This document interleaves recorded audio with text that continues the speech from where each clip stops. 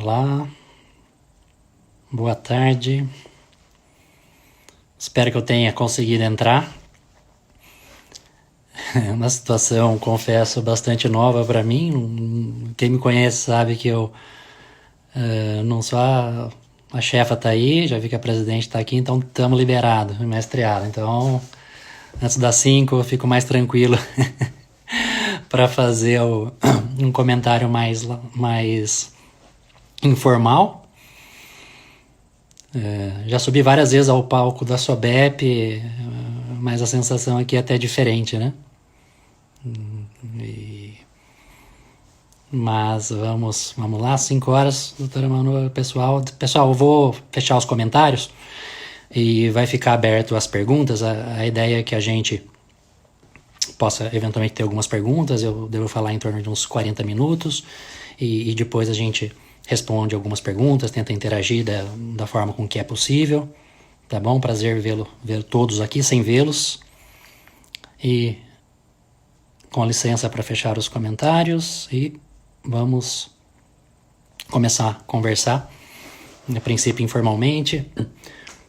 Eu entendo que a gente tem uma situação um pouco distinta, um público eventualmente distinto, que não é necessariamente o público da SOBEP, de maneira que a gente eventualmente aborde as coisas um pouquinho de forma um pouquinho diferente, considerando aí os diferentes estágios de informação que as pessoas que tenham sobre o assunto. Só me apresentando, André Caroli Rocha, sou cirurgião dentista, especialista em cirurgia bucomaxilo e fiz mestrado em patologia bucal e o doutorado em estomatologia na FUSP.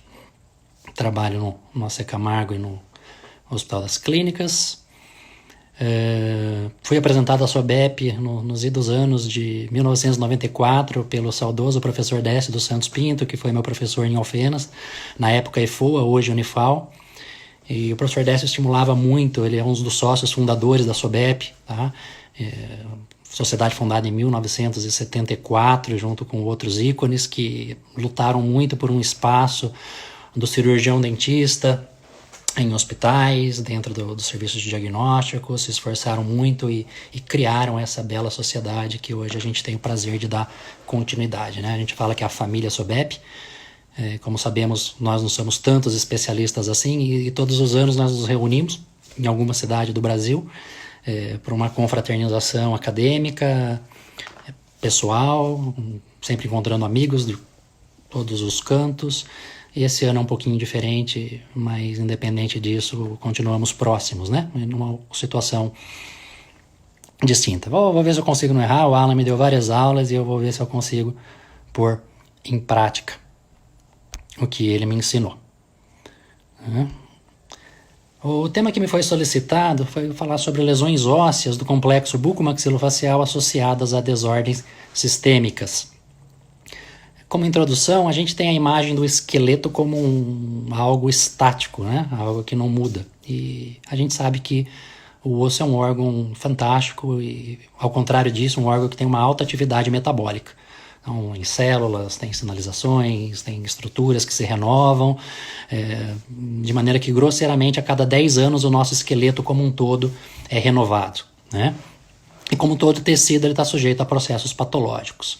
E os maxilares são ossos, né? Os dentes estão implantados nos maxilares, que são estruturas ósseas. E como toda patologia, como toda doença óssea, os maxilares podem então ser afetados. Caiu alguma coisa aqui. Os maxilares podem então ser afetados, trazendo consigo peculiaridades, né? Entre elas o fato de termos dente, saliva, bactéria em contato direto com o osso, né? Que traz transtornos, como nós veremos. E nesse contexto, então, o dentista ele tem responsabilidade tanto no diagnóstico de alguma dessas lesões, mesmo que algumas delas raras, obviamente que especialmente as equipes de diagnóstico, as equipes de cirurgia, as equipes que atuam de radiologia, né, que atuam diretamente com o complexo dessas doenças, ou o próprio dentista clínico, assim como temos a responsabilidade de atuar em boa parte dessas alterações que acontecem. Eu elenquei algumas, óbvio que são muitas doenças, eu acabei escolhendo algumas delas para exemplificar, fazer algum comentário da doença, exemplificar com um caso e dessa forma a gente consegue discutir alguns pontos sobre esse tópico que eu particularmente acho apaixonante. A primeira delas, a doença de Paget do osso, também chamada de osteite deformante.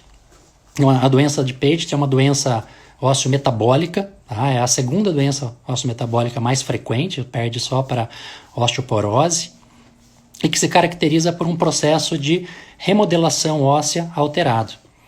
A célula doente primária da doença de Paget é o osteoclasto, que nesse caso tem uma hiperatividade, são osteoclastos multinucleados que fazem uma reabsorção óssea excessiva, e a essa reabsorção é seguido um processo de deposição óssea caótico, alterado, né, que forma um tecido ósseo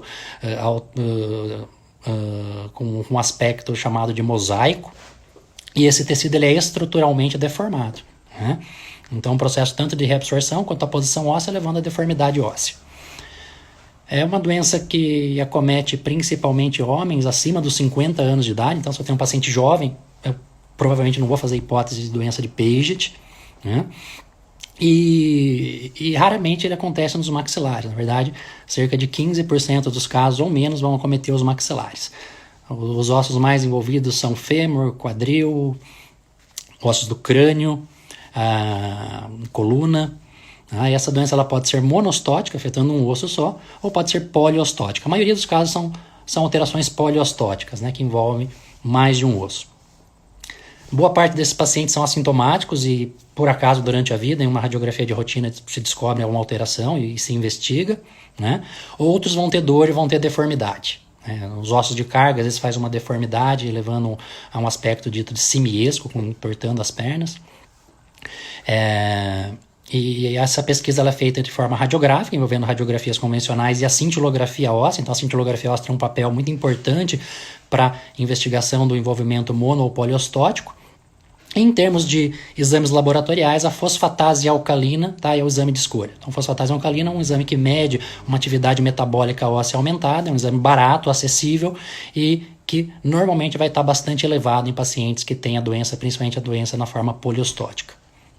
Existe a necessidade de controle, porque poucos, mas cerca lá de 1,5% dos casos, pode ter uma transformação sarcomatosa, né, da doença de Paget. E o tratamento ele é à base de bifosfonatos, visto que a doença básica é através dos osteoclastos. Os bifosfonatos serão as células alvo para o tratamento, ou bifosfonatos na forma oral ou o zometa, né, e que traz consigo, como sabemos, uma outra consequência, né, para os cirurgiões dentistas, que é o potencial dessas drogas em causarem as alterações sabidas, como nós veremos. Aqui um exemplo, tá? Esse caso é do Heliópolis, Dr. Marcelo Marcucci, Dr. Narciso acompanharam esse caso há bastante tempo. Veja que a foto é de 1999, época em que os antigos da SOBEP lembrarão que os slides eram compartilhados. Te apresentava um caso, deixava o slide para que o slide fosse duplicado. E sinceramente era tão antigo que eu não lembrava se o caso eu tinha acompanhado, mas felizmente pude descobrir que o caso foi acompanhado pelo Dr. Marcelo Marcucci, e o crédito é dele, um caso belíssimo do ponto de vista de representatividade, de doença. Veja que é um paciente já de 59 anos. E quando a doença de Paget envolve a face, afetando a região paranasal, isso causa um aumento de volume na região de terço médio, trazendo um aspecto clínico de leontíase, né? Um aspecto de rosto de leão. A queixa principal quando envolve os maxilares é de aumento de volume, uma deformidade. Então veja um paciente como esse desdentado, ele acaba se queixando que a prótese não encaixa mais, por exemplo. E os pacientes dentados podem apresentar diastemas. E essa é a queixa com que eventualmente ele pode chegar no dentista, no cirurgião bucomaxilo, no estomatologista, né, buscando um tratamento. Quando no crânio, a deformidade realmente leva a aumento de volume e o chapéu ou o boné às vezes passa a não encaixar mais. Então são queixas que possivelmente um paciente com envolvimento crânio-facial pode relatar. E a gente vê uma fístula, não saberia dizer se é uma fístula causada pela própria doença, que essas massas ósseas amorfas podem ocasionar, ou eventualmente até, quem sabe, uma osteonecrose que não foi detectada na época porque não havia sido descrita. As necroses foram descritas em 2003, esse slide é anterior. E os bifosfonatos começaram a ser utilizados no Brasil por volta de 1995. Né? Fica aí uma dúvida depois para a gente descobrir com o Dr. Marcelo Marcucci e o Dr. Narcísio. E aí o aspecto radiográfico. Vejam um aspecto radiográfico de massas escleróticas que se coalescem e que lembra muito um aspecto até de uma displasia óssea florida. Né? Entretanto, normalmente as displasias ósseas não são expansivas. E, na dúvida, remete a uma avaliação dos níveis de fosfatase alcalina. Como eu falei, a cintilografia, essa imagem da cintilografia de corpo todo, mostrando a hipercaptação do radiofármaco nos 4 quadrantes. E a outra imagem é uma imagem clássica, esse é de um caso nosso, do HC, mostrando esse aspecto da cintilografia que faz captação difusa em toda a mandíbula. E isso é descrito como sinal de Lincoln, né? Porque lembra a barba de Abraham Lincoln. E essa hipercaptação difusa também nos ossos da calota craniana, que é muito característico. O laudo dessa cintilografia pela radiologia foi doença de Paget. Tá? Então esses são os aspectos da doença que eu gostaria de ressaltar. E na sequência, um caso bastante dramático que nós tivemos oportunidade de acompanhar, uma senhora de 90 anos, portadora de doença de Paget, não dos maxilares, mas que por conta do uso crônico dos bifosfonatos orais desenvolveu uma severa osteonecrose de maxila, teve um curso bastante desfavorável, acabou culminando praticamente numa maxilectomia por conta de complicações do tratamento de uma doença osteometabólica, uma complicação diretamente relacionada à odontologia, tá? Coloquei porque estava no contexto. Uma outra doença que eu elenquei é a osteopetrose, também uma doença não comum, uma doença congênita rara, como o próprio nome diz, osteopetrose, ossos de pedra, né? Representa uma doença congênita, com alteração na função dos osteoclastos. Mais uma vez, as células de origem são os osteoclastos, só que agora é o contrário, os osteoclastos não funcionam por uma série de alterações genéticas. Esse osteoclasto ele não consegue fazer o processo de reabsorção da matriz óssea, de forma com que vai havendo uma deposição óssea contínua não seguida de reabsorção, né, causando ossos extremamente densos. E diferente do que a gente imagina, em que ossos muito densos são ossos mais fortes, é o contrário, né? Ossos hiperdensos, ossos escleróticos, são ossos mais suscetíveis a fraturas quando acometem ossos longos e mais suscetíveis a infecções quando acometem os maxilares, a osteomelites. E esses são os 2 grandes problemas desses pacientes, entre outros. A osteopetrose tem diferentes formas de apresentação, desde casos leves, que são diagnosticados em fase adulta, sem sintomas, em exames radiográficos de rotina, como casos muito severos, detectados poucos meses, com evoluções dramáticas. Né? Isso vai depender do tipo de alteração genética a que aquele paciente está submetido. Então, como eu falei, o diagnóstico envolve radiografia, é chamado doença do osso marmóreo, e a gente tem alguns tipos de apresentação. Uma forma seria a osteopetrose autossômica dominante, que se manifesta no adulto. Como eu falei, às vezes assintomático, mas os casos que chegam até nós já são casos que apresentam queixas, que apresentam sinais e sintomas, como uma osteomelite, né, uma paciente com uma fístula cutânea, com exposição óssea, que caracteriza clinicamente um quadro de osteomelite, e um aspecto radiográfico, veja, uma radiografia panorâmica de um osso bastante esclerótico. Óbvio que isso altera a cronologia da erupção, isso está envolvido com problemas para extrações dentárias. Veja que a maxila também é envolvida difusamente, isso caracterizando uma osteopetrose autossômica dominante. Uma outra variação descrita seria a autossômica recessiva intermediária, que é uma forma que fica ali entre uma recessiva que nós vamos ver e uma dominante, que o paciente tem manifestações mais severas ainda na fase adulta, como um caso antigo do HC, veja, com cicatrizes de intervenções prévias, a despeito disso, múltiplas fístulas associadas a um quadro de osteomelite bastante severa. E a forma mais agressiva da doença, que é a osteopetrose autossômica recessiva, que se manifesta em crianças com poucos meses do nascimento, acompanhado de uma série de alterações. O fato do osso ocupar a medula faz com que essas crianças não produzam células sanguíneas. Veja que é uma criança que ela tinha um HB de 2,6, quando chegou ao HC já chegou numa fase tardia. onde a única forma de tratamento, a tentativa de tratamento é o transplante com células tronco hematopoéticas, mas com crianças entre 1 ano, 6 meses, da literatura diz, 1 ano de idade, a tentativa de transplante de medula para tentar conter esse tipo de alteração, que é bastante grave. Veja que quando chegou havia sido submetido à extração dentária, e isso cursou com uma osteomielite, já com presença de fístula cutânea, com presença de exposição intraoral, e numa condição que a gente já tem a perspectiva de um prognóstico, infelizmente, bastante sombrio. A complementação radiográfica do caso, essa imagem para mim ela é impressionante, essa imagem dos ossos longos, com esse aspecto literalmente marmóreo, de um osso hiperdenso, chamado bone in bone, né, osso dentro de osso, apesar de haver um pouco de expansão, o acometimento ele é intramedular. Essas radiografias de crânio mostrando toda a hipercondensação de calota craniana, e as tomografias já mostrando então o vedamento de todos os seios paranasais e o envolvimento mandibular difuso. A despeito de cuidados locais de antibiótico terapia prolongada, 3 anos depois, essa criança cursa com múltiplas fístulas cutâneas, e é um paciente que fica sob cuidados paliativos, fazendo transfusão sanguínea a cada 2 semanas e tomando antibiótico e fazendo antibiótico terapia oral de forma contínua. É o que é possível oferecer, obviamente, além dos controles de processos agudos e drenagem de abscessos, porque do ponto de vista terapêutico, a única forma de tratar essa osteomielite seria uma mandibulectomia total. E do ponto de vista clínico a gente é desafiado, porque a criança não tem condições clínicas para isso. E do ponto de vista reconstrutivo também é um outro desafio, por conta do fato da doença ser sistêmica, né? Então isso nos coloca numa situação em que realmente a nossa forma de resolver os casos como gostaríamos, por vezes a gente não consegue. Uma outra doença que segue um pouco esse padrão é a picnodisostose. Tá? Então a picnodisostose é uma outra desordem genética autossômica recessiva. Essas desordens genéticas autossômicas recessivas trazem consigo muitas vezes o fato de casamentos consanguíneos, tá? É um dado importante.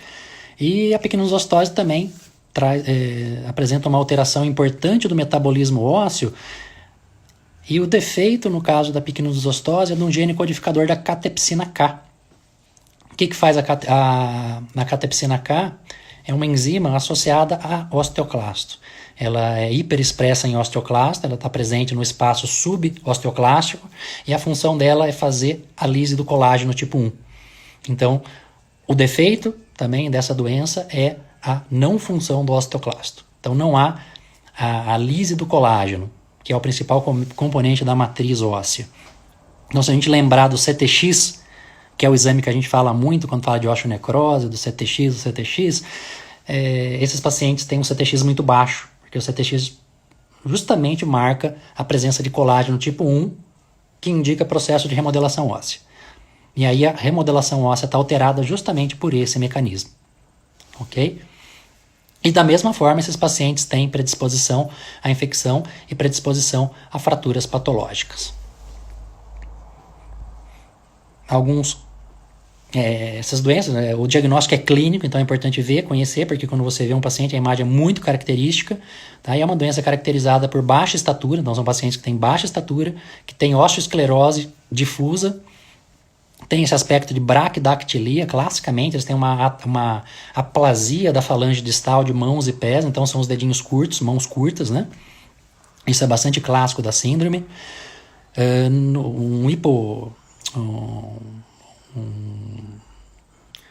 Uma mandíbula não desenvolvida, como é que chama isso? Não é prognatismo? Já que eu lembro, esqueci o termo agora, desculpe, mas é uma mandíbula pouco desenvolvida. Uma maxila trésica, como nós vemos na foto acima. E veja que interessante a ausência de fechamento dos ossos da calota craniana, né? Então as suturas cranianas não fecham, são um aspecto marcante. Quando você palpa o crânio, você vê que tem a persistência das fontanelas. Microorganismo, ótimo, obrigado, gente, vocês são fantásticos. Eu tinha posto no modo avião para não entrar mensagem, mas entrou. Microorganismo, como eu tinha pensado em dizer. Aí alguns residentes disse por mim, são ótimos. E na radiografia panorâmica, outro aspecto bem interessante, até para diferenciar da osteopetrose, é o ângulo mandibular obtuso. Veja que não há definição de ângulo mandibular, tá? E ali já uma osteomielite tratada, uma fratura patológica bem posicionada em corpo mandibular do lado esquerdo, ok? Me falaram que não foi residente, foi algum ex-residente, provavelmente.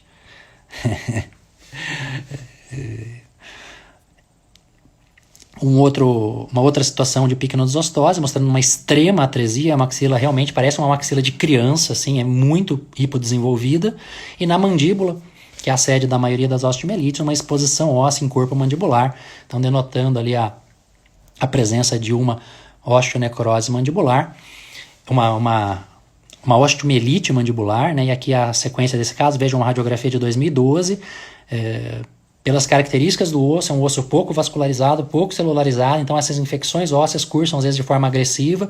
Depois, em 2016, quando nós tivemos a oportunidade de atender essa paciente, essa osteomielite já se disseminava para a base da mandíbula. E, como eu falei, a tentativa sempre é de tentar, dentro do possível, terapias menos agressivas, uma vez que esses pacientes eles não são bons candidatos à reconstrução. Pensa você reconstruir essa mandíbula, tirar um ilíaco que é esclerótico, tirar uma fíbula que é esclerótica, colocar uma placa num osso desfavorável. Então, evitar. Foi tratado com cirurgia, antibiótico terapia e um protocolo de pentoxifilina e tocoferol. A gente vê um acompanhamento mostrando uma resolução, uma melhora expressiva desse quadro, resolução das fístulas. Esse caso foi tratado no Hospital Regional Sul. Okay? Uma outra doença que eu elenquei, eu vou explicar por que também depois, mas sempre que eu tenho oportunidade de falar para grupos de especialistas, eu gosto de chamar atenção para a osteomielite crônica primária, uma doença fantástica, uma doença muito interessante e, interessantemente, uma doença que traz uma dificuldade de diagnóstico, apesar de que quando você se familiariza com ela, é uma doença de um diagnóstico bastante clássico. Como o próprio nome diz, é uma osteomielite, entretanto ela não é classicamente uma osteomielite infecciosa. Ela tem uma série de sinonímias, algumas delas que, tendo periostite, acho que não faz muito sentido. Interessantemente, é o termo que está lá no Nerville, designando essa doença. Mas o que caracteriza a osteomielite crônica primária é uma osteomielite de aspecto inflamatório, não infeccioso, crônico, ok? Na ausência de sinais infecciosos. Então, normalmente são crianças, são 9, 10 anos, a maioria dos nossos casos são meninas, apesar dela cometer depois uma faixa etária mais avançada por volta dos 50 anos. E os pacientes têm aumento de volume, têm dor, têm sinais flogísticos, tá? Mas eles não têm foco infeccioso, eles não têm pulso, eles não têm fístula, não têm sequestros ósseos. E as ocorrências são cíclicas. Essas manifestações se dão por um tempo, quando o paciente chega, tem isso há meses, tem isso há anos, ok? E esses são os principais dados. Muitas vezes a lesão é específica da mandíbula, ela só acomete a mandíbula. Entretanto, outros ossos, por isso o termo multifocal, crônica recorrente, caracterizando então alguns dos ossos, como tíbia, clavícula, fíbula ou mandíbula. O único achado laboratorial é aumento das provas inflamatórias, proteína C reativa e velocidade de hemossedimentação.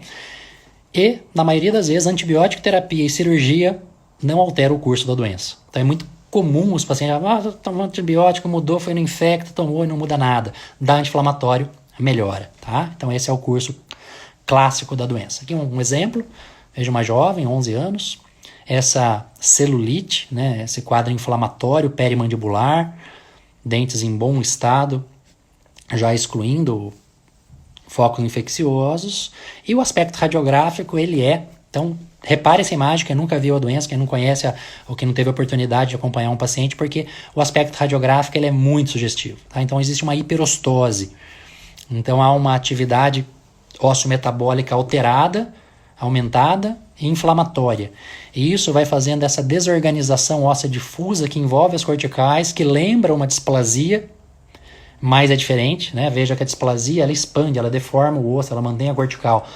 A osteomielite crônica primária, ela não respeita a cortical, vai havendo uma sobreposição óssea. E aí, o termo que eles usam é bone on bone, então osso sobre osso, vai havendo uma hiperostose.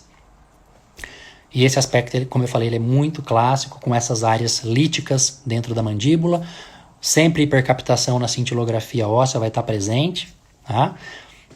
Um outro caso, veja com o aspecto como é semelhante à manifestação mandibular, uma mandíbula aí bastante alterada, bastante afetada. E observe na cintilografia que, nesse caso, além da hipercaptação mandibular acentuada, há uma hipercaptação na clavícula, né, mostrando aqui o componente poliostótico da doença. Tá? Então, por isso que a gente, o comportamento, o Dr. Daniel Bernabé é um colega que estudou muito esses casos, ele acompanhou esses pacientes e realmente ele, parte da literatura, interpreta isso como uma doença autoimune, se comporta como uma doença autoimune, até como a gente vai ver do ponto de vista terapêutico.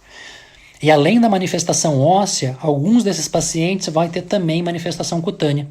Então veja uma paciente com envolvimento bilateral, difuso da mandíbula, com todos os sinais inflamatórios graves, e uma disqueratose palmoplantar acentuada.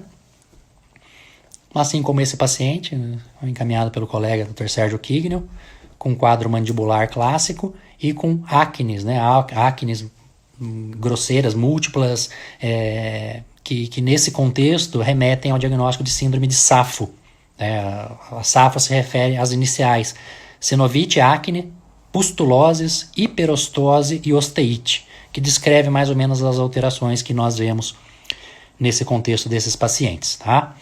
Então, é um diagnóstico clínico e o tratamento, como eu falei, inicialmente ele se dá à base de anti-inflamatórios e corticoides que aliviam muito o quadro agudo.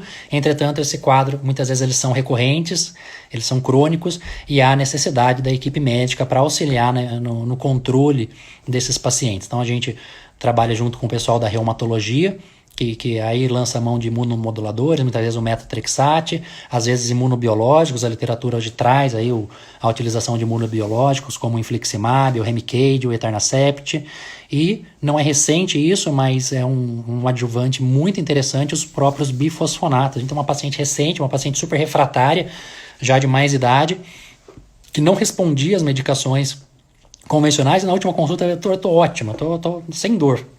Aí depois ela voltou, ela me deram uma injeção, ela tinha tomado pamidronato e para ela foi fantástico. Então é um recurso que parece ser bastante interessante para alguns casos de osteomielite crônica primária. Tá? Felizmente os casos em crianças evoluem bem, as crianças manifestam na tenra idade e à medida que vai chegando aos 18 anos, 19, a doença praticamente às vezes desaparece, a mandíbula volta ao normal como se quase nunca tivesse tido nada. É uma doença muito interessante. Vale a pena conhecê-la, porque esses pacientes sofrem por conta do diagnóstico. Não tem diagnóstico, não é, porque a biópsia não fecha, o clínico não fecha, e é osteomielite, entendeu? Então toma antibiótico e assim vai. Cabe a nós fazermos esses diagnósticos. Uma outra condição que entra nesse contexto, uma doença sistêmica, que é a acromegalia, que pode ter manifestação nos maxilares. Então a acromegalia é uma doença causada pela hipersecreção do GH, do hormônio de crescimento, e do IGF, né, do fator de crescimento insulino-like. E essa hiperprodução do GH se dá em pacientes adultos, né, após a sua fase de crescimento, após dos 30, 40 anos, e a causa básica da acromegalia é um adenoma de hipófise. Então, um adenoma de hipófise que produz um excesso de hormônio. Esse excesso de GH circulante vai causando alterações orgânicas, alterações no organismo que muitas vezes o paciente demora muito tempo para ser diagnosticado. E dentre essas alterações, as mais clássicas seriam aumentos das extremidades, mãos e pés, estão alterações faciais bastante relevantes, né? Esse paciente ele acaba desenvolvendo alterações sistêmicas muito frequentemente, como diabetes, hipertensão, risco cardíaco, ok? E na suspeita, esse paciente então é submetido a uma avaliação dessas alterações hormonais e a um exame radiográfico de hipófise. No esqueleto facial, a manifestação muitas vezes é de um prognatismo, né, um aumento do volume da mandíbula, de alterações em tecido mole, então o tecido mole fica mais áspero, acentuamento dos sulcos da face, um aumento da região nasal e classicamente da região supraorbitária. Né? Então aqui é um aspecto, e é a doença que inspirou o personagem Shrek, né, dos desenhos animados, a acromegalia. Né? Esses pacientes também podem ter aí a apneia obstrutiva do sono, eles podem ter macroglossia, E é importante conhecer as características faciais, porque eu já vi colegas planejarem em casa cirurgia ortognática em paciente acromegálico, porque a queixa foi o prognatismo. Então, óbvio que você fazendo anamnese, você vai ver que aquele prognatismo começou uns 30, 40 anos, é diferente de uma deformidade dento-facial clássica, tá ok? Então vale a pena conhecer as faces da doença para que a doença de base seja tratada, tá? Antes do tratamento, eventualmente, da deformidade estabelecida. Então esse é um caso, um paciente com acromegalia, e é nítido esse aumento da projeção supraorbitária, esse acentuamento dos sulcos faciais da região nasal e um prognatismo. É um paciente que não conseguia utilizar da sua prótese, e foi um caso que, após o tratamento da doença de base, ele foi conduzido de forma brilhante pelo Dr. Flávio Wellington Ferraz, nosso amigo do Hospital das Clínicas, que fez um planejamento reverso reabilitador, fez os implantes, fez as próteses, veja ali inicialmente em classe 3, e a reabilitação protética já visando uma cirurgia ortognática maxilomandibular, e daí com o paciente compensado, já tratado da sua acromegalia, o tratamento do adenoma de hipófise ele é feito ou através de cirurgia, ou através de radioterapia, ou controle medicamentoso. E ali um resultado bastante interessante, devolvendo qualidade de vida, reabilitação, tudo aquilo que a gente quer sempre que possível. A gente ainda é desafiado pela acromegalia num outro contexto patológico que é caracterizado pela síndrome de McCune-Albright. Então, a síndrome de McCune-Albright é uma síndrome ocasionada também por uma mutação gênica e que tem a tríade clássica de displasia fibrosa poliostótica, manchas café com leite e endocrinopatias hiperfuncionantes. Esses pacientes às vezes são acometidos por quadros de displasias craniofaciais severas, onde a acromegalia, que acontece em 20% desses casos, né, que já tem essas alterações endócrinas, entram como um fator acentuador desse processo de deformidade dento-facial. Esse é um caso de um paciente com síndrome de McCune-Albright associado à acromegalia, paciente de 34 anos, e a gente observa como a doença se comporta de forma diferente. As fotos abaixo, a última é quando ele tinha 17 anos, fazem que a gente esperaria com uma displasia fibrosa convencional já parasse o seu crescimento, parasse o seu desenvolvimento. E diferente disso, nesse contexto, o que aconteceu foi uma acentuação da deformidade facial resultante. Esse caso foi apresentado na SOBEP do ano passado, de Maceió, pela nossa ex-residente, Cristiane Melo, né, uma apresentação belíssima. Ela fez desse caso, um caso bastante rico em informações, em aprendizado.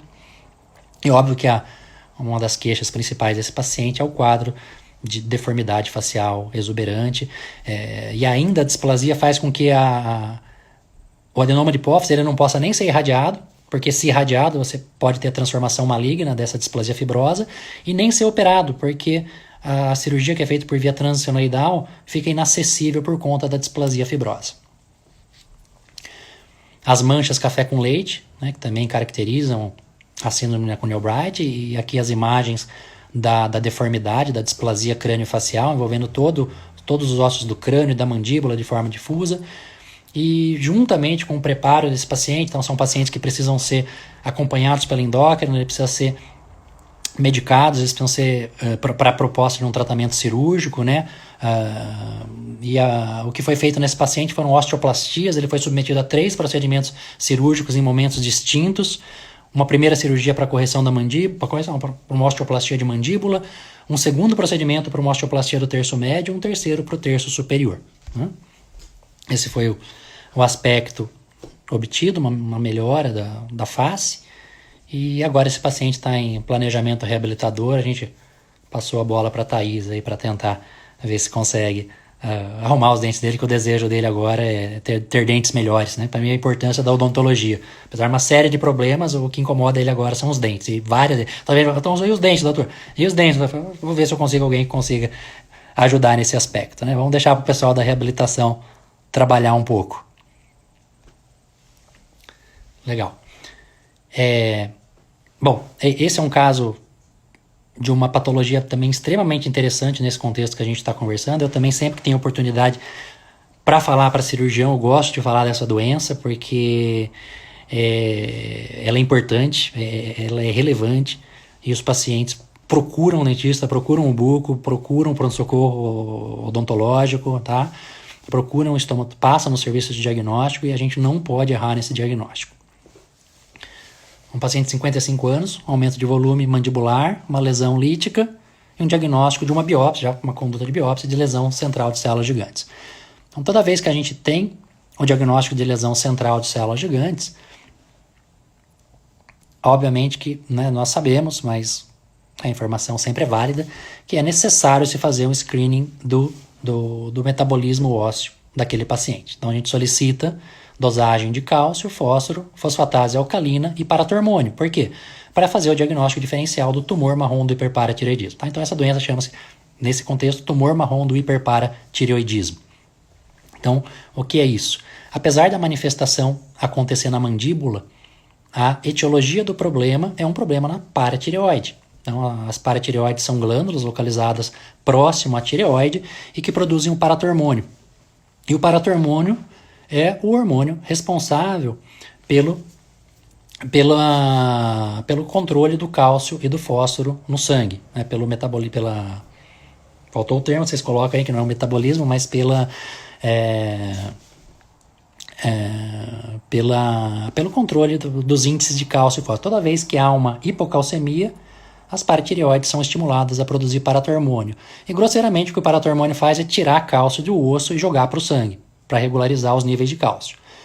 Quando o paciente tem um problema da paratireoide, um tumor, uma lesão, né, no caso um carcinoma de paratireoide, há uma hiperprodução de paratormônio. Então esse cálcio é removido do osso de forma exacerbada, gerando uma hipercalcemia, tá? E gerando uma lesão óssea, que no caso é a lesão que a gente vê na mandíbula. Então, aqui esquematicamente, né, na verdade é a Maitê que fez esse esqueminha para mim, uma residente nossa também, uma lesão específica da paratireoide causando aumento de paratormônio, apesar dele agir também no rins, agir no intestino. Nesse caso, ele faz uma descalcificação óssea, gerando a lesão mandibular. Qual que é o tratamento? Operar a mandíbula? Não nesse momento. O tratamento é o paciente encaminhado para tratamento médico, nesse caso tratamento cirúrgico, que confirmou se tratar de um adenocarcinoma de paratireoide, um carcinoma de paratireoide. E uma vez havendo a regularização desses índices hormonais... Opa, estou passando no computador aqui, desculpa. O que a gente observa é uma recalcificação completa daquela lesão. Observe que muda completamente a perspectiva cirúrgica. De um procedimento ressectivo, de um procedimento de remoção da doença, a gente vai ter a necessidade de um procedimento de osteoplastia, né? Ou seja, apenas fazer a regularização do excesso de osso formado. Isso é muito interessante do ponto de vista de evolução do caso. Então, isso só pode fazer se o diagnóstico for adequado, se o tratamento for adequado. Um outro cenário semelhante, veja, uma tumoração mandibular, maxilar, bastante expressiva, deslocando ali os dentes, o paciente ocluindo na mucosa, fazendo uma deformidade facial e uma destruição completa dessa maxila. De fatores interessantes, a gente tem ali o aspecto do braço, mostrando aquelas fístulas, que é uma paciente dialítica, um paciente com histórico de insuficiência renal crônica, né? E o que representa nesse contexto a insuficiência renal crônica? Então, nos rins também há a ação do paratormônio. Né? Por quê? Os rins eles são responsáveis tanto pela absorção do cálcio, quanto pela transformação da vitamina D em sua forma ativa. Então, a vitamina D sofre a sua hidroxilação nos rins para tornar a sua forma ativa, né? Para captar o cálcio. Então, o paciente com doença renal crônica, ele tem tanto deficiência de vitamina D quanto hipocalcemia, porque ele não faz absorção do cálcio. Isso gera um mecanismo compensatório de estímulo das paratireoides para a produção de paratormônio. Só que isso feito de forma excessiva vai levar ao chamado hiperparatireoidismo secundário, porque ele é secundário a uma outra doença de base. O mais comum é o renal crônico. Pode ser também um indivíduo que tem dificuldade de absorção intestinal ou que tem uma hipovitaminose D intensa. Tá? Então, nesse contexto, se detectando isso, o paciente, mais uma vez, é caracterizado com um tumor marrom do hiperparatireoidismo secundário. Ainda existe o terciário, que quando removendo a causa a causa dessa disfunção, o hiperparatiroidismo persiste, mas esse é mais raro. E passando pelo mesmo processo, observe que interessante o grau de calcificação dessa lesão. Então, uma lesão que essa paciente teve um quadro hemorrágico importante, que a gente controlou, foi levando até ela operar as paratireoides, e aí o processo de remodelação óssea voltar a ocorrer de forma fisiológica. E de forma fantástica, maravilhosa, na minha opinião, toda aquela massa tumoral ela vai se calcificando. E qual que é a nossa conduta nesse caso? Uma osteoplastia. Né? Já tem até um levantamento de seio maxilar, se quiser colocar um implante natural, fisiológico. E veja o aspecto clínico, com preservação dos dentes, com preservação da mucosa, e essa maxila reanatomizada com procedimento cirúrgico simples, que pode ser feita inclusive ambulatorialmente. Dentro desse contexto dessas lesões de células gigantes, eu vou explorar um pouquinho, tá, esse tema, que para a gente até ir caminhando para o fim. Eu passei, não sei se eu passei um pouquinho do tempo, vamos ver se a gente estende ou não, de acordo com o transcorrer das coisas. A síndrome de Noonan. Então, a síndrome de Noonan ela é uma desordem autossômica que tem uma série de alterações faciais, corporais, criptorquidia, alteração torácica, mas eu vou focar apenas em alguns aspectos importantes. Um deles é que esses pacientes têm cardiopatia e têm alterações hematológicas importantes, têm alteração de fatores de coagulação. São pacientes com risco hemorrágico e com risco cardíaco. E que alguns deles, no fenótipo da sua doença, apresentam lesões de células gigantes dos maxilares, às vezes múltiplas, às vezes agressivas, e que nós somos desafiados nesse contexto. Num paciente sindrômico, com doenças de forma sistêmica, geral, né? E que vão ter lesões de células gigantes envolvendo os maxilares. Tá? Como nesse caso, veja, um jovem paciente, onde as lesões de células gigantes levaram a uma deformidade facial importante, lembrando até aquele aspecto de leontíase, né? Deformando o terço médio, deformando a mandíbula. A gente observa o envolvimento difuso aqui da mandíbula, na tomografia, da maxila, e o que fazer num caso como esse, né? O que fazer? E para isso a gente precisa entender a doença. E se a gente for compreender a doença, a gente tem um grupo interessante, a doutora Estela acompanha esses pacientes no HC, depois o doutor Márcio, nosso colega, foram identificando esses pacientes, encaminhando, a gente tem a oportunidade de ir acompanhando esses pacientes. E a literatura tinha lá um relato, um adendo, sem grandes relatos, dizendo que na síndrome de Noonan, as lesões de células gigantes, apesar de bilaterais, de às vezes agressivas, às vezes elas são transitórias e são autorresolutivas. E a gente observou que realmente isso acontece. Veja que um paciente com uma lesão de células gigantes ocupando todo o seio maxilar, em 2010, ela tinha por volta de 16 anos, e em 2014 a lesão praticamente desapareceu. O que a gente aprendeu e compartilha com isso? Que se a lesão de células gigantes não está gerando problema, não está causando deformidade, mobilidade dentária, tumefação, sangramento, a gente pode acompanhar, né, esses pacientes simplesmente, aguardando uma resolução que parece realmente acontecer a partir dos 18 anos. Isso faz com que a gente não exponha um paciente de risco hemorrágico a uma cirurgia de lesões extensas e sangrantes, como são as lesões de células gigantes. Então essa é a... Doutor, mas e o paciente anterior? Que tem 13 anos, tem 12 anos, tem uma deformidade facial. A gente vai simplesmente aguardar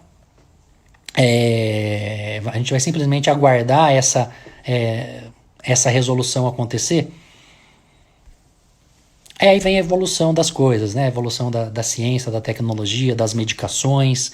E nesse cenário a gente tem muita coisa acontecendo, muita coisa interessante acontecendo. Esse é um artigo compartilhado comigo, para mim, pela doutora Janete, da Unesp de São José dos Campos, com o uso do imatinib no tratamento de querubismo. Querubismo, como nós sabemos, é uma outra condição que envolve lesões de células gigantes, mas específica dos maxilares, por isso que eu nem incluí na aula. Mas é uma medicação que primariamente nem é uma lesão antirreabsortiva, mas que tem um efeito antirreabsortivo, uma medicação que é usada para pacientes com leucemia crônica. E que nesse cenário acaba aí gerando, veja, um resultado muito expressivo para esses pacientes. Tá? Uma proposta terapêutica para casos como esse. Nós tivemos a oportunidade de conduzir esse caso no HC, uma paciente com um diagnóstico de neurofibromatose, também uma doença sistêmica, cujo diagnóstico foi feito pela alteração do maxilar que essa paciente apresentava.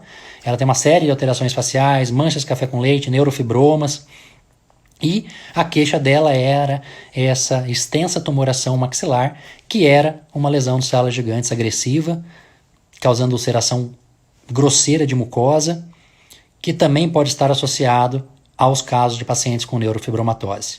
Tá?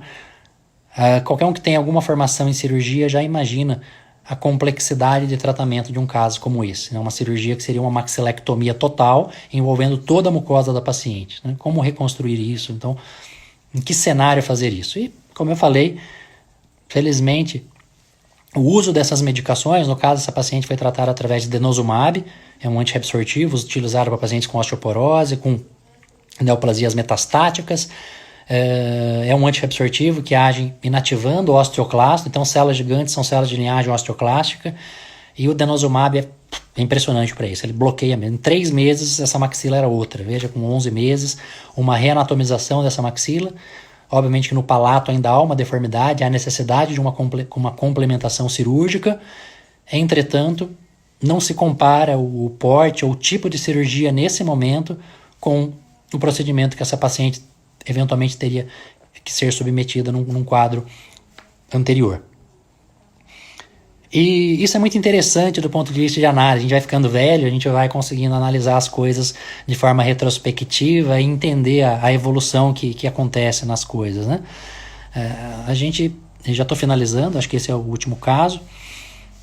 E um paciente que a gente teve a oportunidade de acompanhar no final da década de 90, 98, um paciente muito grave do ponto de vista de apresentar múltiplos tumores de células gigantes, dos maxilares, dos ossos longos, veja, bilateralmente, um quadro totalmente atípico, fora do padrão, fora do contexto de patologias conhecidas. Esse paciente tinha essa expressão severa de tumores maxilares difusos, ossos longos, um HB de 6. Resumindo, esse paciente ele foi dado como inoperável na época. Tentar corticoide, pouco efetivo num caso como esse.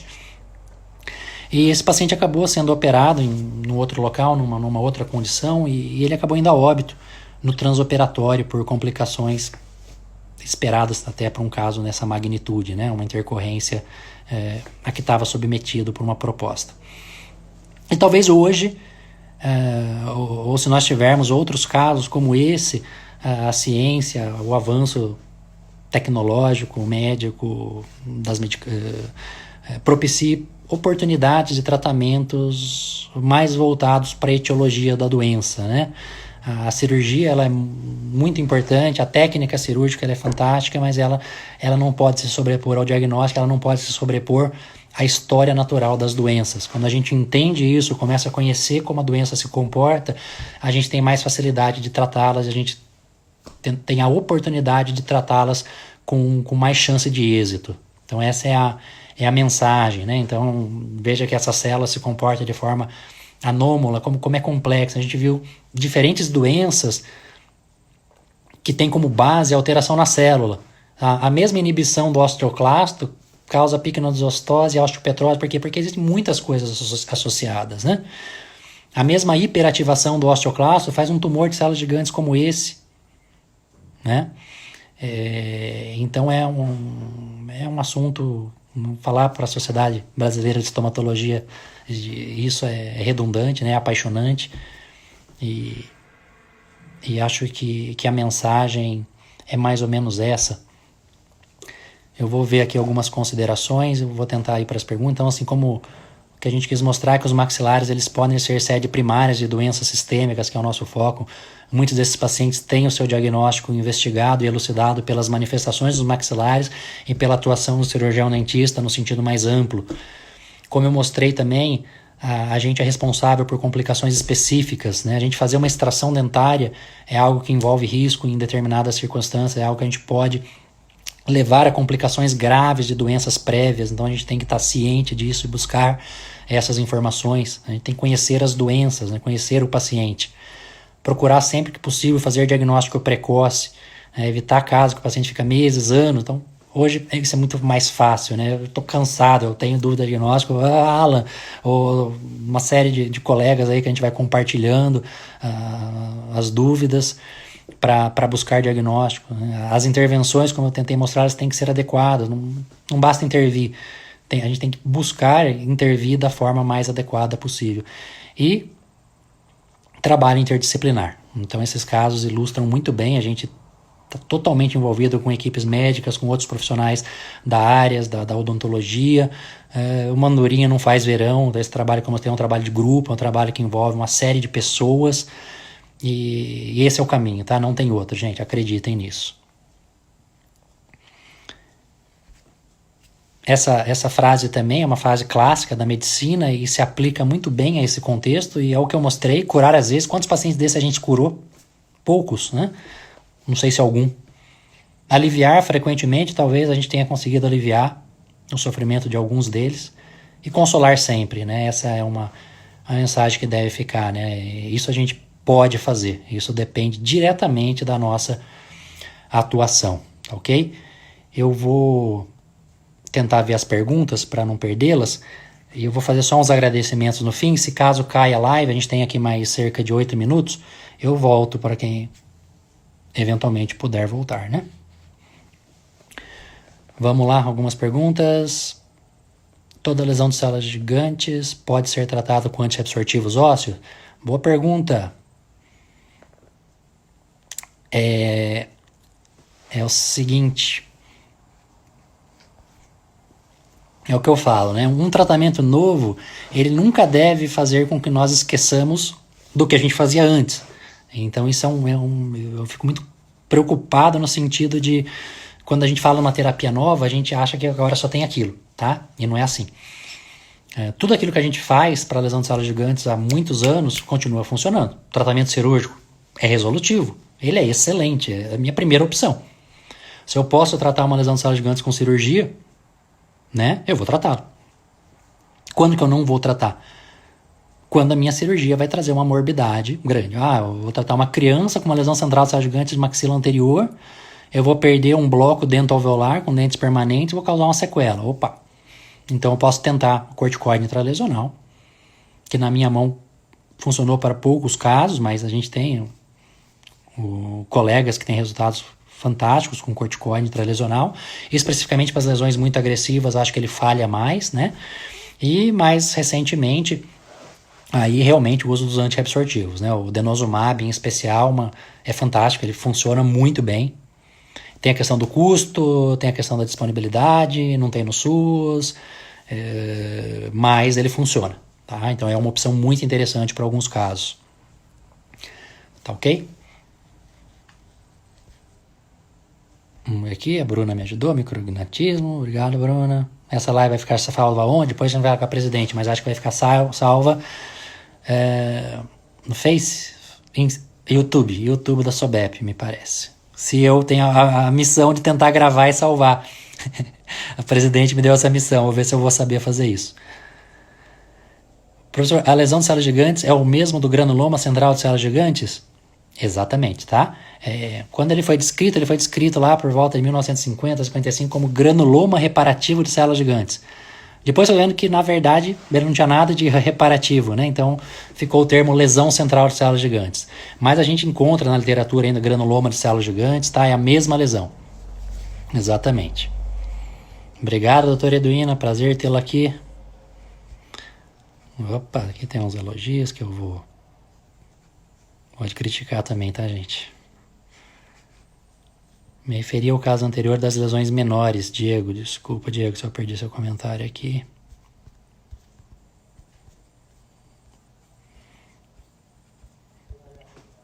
Aplicação intralesional de corticosteroide, Diego.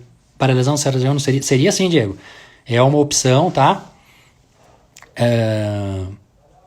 É uma opção, os corticoides intralesionais, eles são uma opção interessante, principalmente do ponto de vista de custo. É a triancinolona, então uma solução de triancinolona diluída em 1:1 com anestésico local, por exemplo. E a gente tem que espalhar, eu gosto de colocar em tubetes de carpule, e com a própria carpule, e disseminando, né, levando aí, eles falam uma dose de mais ou menos 1 ml por centímetro radiográfico de lesão, em toda a extensão da lesão. O corticoide ele tem a habilidade de inativar as células gigantes, tá? Mas o efeito ele não é o mesmo do denosumab. Denosumab é uma inibição absurda. Só que isso é feito de forma sistêmica. Cada um tem prós e contras. O corticoide é na lesão. Você pega uma criança, né? Você tem que fazer várias aplicações no maxilar. O denosumab ele é subcutâneo, é uma aplicaçãozinha na barriga. Então é muito mais confortável do ponto de vista de aplicação. Mas certamente é uma opção para tratamento das lesões de células gigantes, tá ok? É possível que não haja autorresolução do quadro de lesão de células gigantes após 18 anos? Opa, vamos lá. Quem resolve espontaneamente é especificamente nas lesões de células gigantes associadas à síndrome de Noonan, tá ok? E também ao querubismo. Essas lesões, elas são autorresolutivas. Sempre difícil, né, na medicina a gente dizer sempre, tá ok?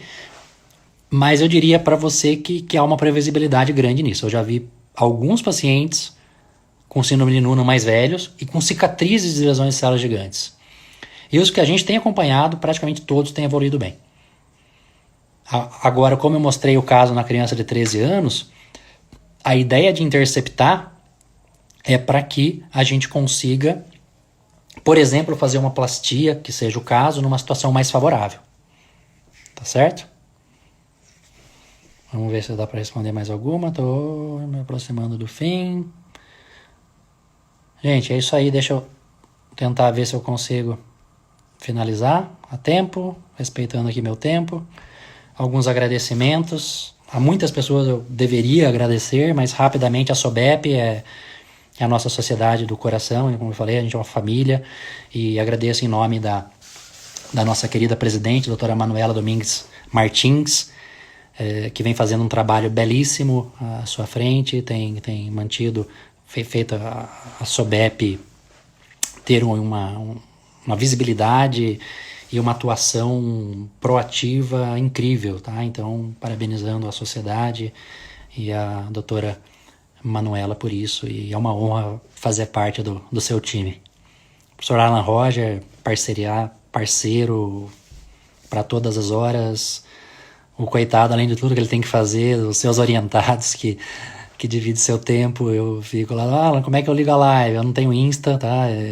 Que botão que eu aperto? Como é que eu ponho um slide? Então, desculpa e obrigado, tá? Sabe o quanto você é importante para nós. Aos hospitais dos quais eu participo, o Hospital das Clínicas, o Hospital AC Camargo e o Hospital Regional Sul, não participo mais, mas participei por 15 anos. E de uma forma ampla, agradecendo a toda a equipe, aos colegas de trabalho e muito especialmente aos residentes, tá? Aos residentes, aos ex-residentes, eles são a nossa força motriz, a gente depende totalmente deles para fazer tudo. Então, um amplo agradecimento a todos. Doutora Regina Matsunaga Martins, a doutora Regina, ela é a chefe da unidade de doenças osteometabólicas do serviço de endocrinologia do HC, então boa parte desses casos são compartilhados com ela. E é uma pessoa incrível que reflete um pouco o que eu quero falar do SUS, agradecendo o SUS, não de forma proposital, mas todos esses casos, eles foram tratados no SUS, tá? Então as pessoas fazem o SUS, então nós que o fazemos somos diretamente responsáveis por como ele é. A doutora Regina é um exemplo disso, de quem atua no SUS, assim, e faz a diferença, né? A gente consegue fazer a diferença, se a gente quiser, se a gente tiver isso como meta. Ok? Isso é uma foto, vamos lá, no meu último minuto, o tempo acabou, a gente já se despede, mas é de nossa SOBEP de 95, eu, a doutora Manuela, nossa presidente, André Guilherme, colega de Alfenas, e a doutora Juliana Romanini, todos atuantes na área. Então, para os jovens, as coisas se renovam, a vida se renova, as energias se renovam, e tudo caminha, como eu falei para vocês, de uma forma evolutiva, né, favorável, né? Então, nesse momento, a gente eram apaixonados pela área, pela especialidade, e 25 anos depois, a doutora Manuela é a nossa presidente, eu estou tentando passar um pouco da experiência acumulada para os mais jovens, e os mais jovens terão, então, essa missão respondendo a pergunta de vocês. Quando os humilhados serão exaltados? Talvez essa seja a dica, tá bom, gente? Se apaixonem aí por isso, pelo que fazem em qualquer área, e nós seremos substituídos em algum momento. Façam isso bem feito. Um beijo!